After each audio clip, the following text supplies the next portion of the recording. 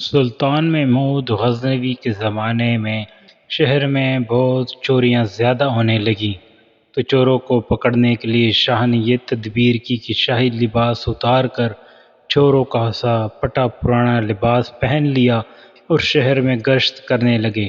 ایک جگہ دیکھا کہ بہت سے چور اکٹھے بیٹھے ہیں، بادشاہ بھی وہاں جا کر بیٹھ گیا۔ چوروں نے پوچھا کہ تم کون ہو؟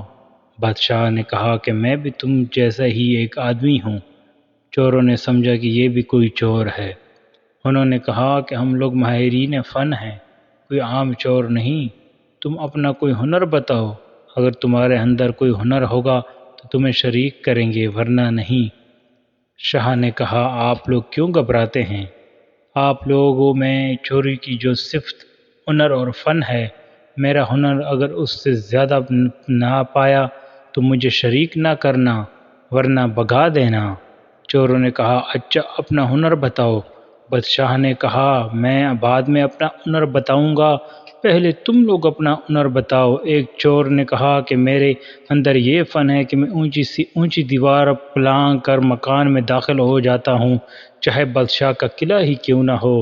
دوسرے نے کہا کہ میری ناک میں یہ خاصیت ہے کہ جہاں خزانہ مدفون ہوتا ہے میں مٹی سونگھ کر خزانہ بتا دیتا ہوں کہ یہاں خزانہ ہے۔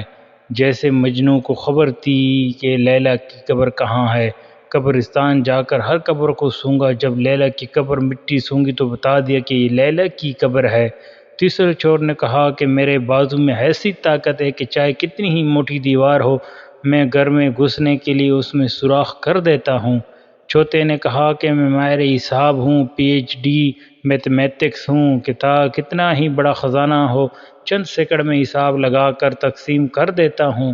پانچویں نے کہا میرے کانوں میں ایسی خاصیت ہے کہ میں کتی کی آواز سن کر بتا دیتا ہوں کہ کتا کیا کہہ رہا ہے۔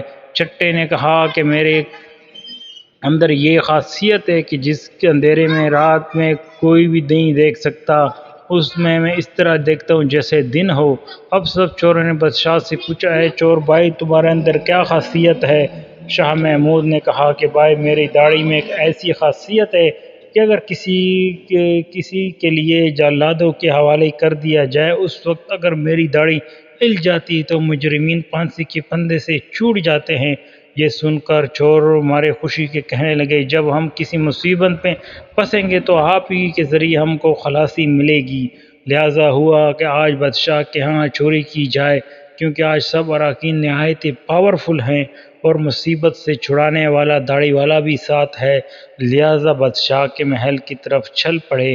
راستے میں کتا بھونکا تو کتے کی آواز پہچاننے والے نے کہا کہ کتا کہہ رہا ہے بادشاہ تمہارے ساتھ ہے، لیکن چور پھر بھی چوری کرنے کے ارادے سے کیوں نہ باز آئے، بوجہ لالچ و متاع کے، کیونکہ لالچ نے ان کی آنکھوں پہ پردہ ڈال دیا تھا اور متاع و ہوش کو اڑا دیا تھا، جس سے ہنر پوشیدہ ہو جاتا ہے۔